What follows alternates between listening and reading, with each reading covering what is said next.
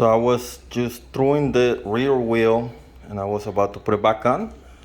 And I think I found the source of the noises. Look at this. The EXP chain ring is loose. So I'm just gonna take it off, tighten it up. And I think all the noises are going to be gone. Regular maintenance, guys. Don't forget to check this every once in a while. Let's ride.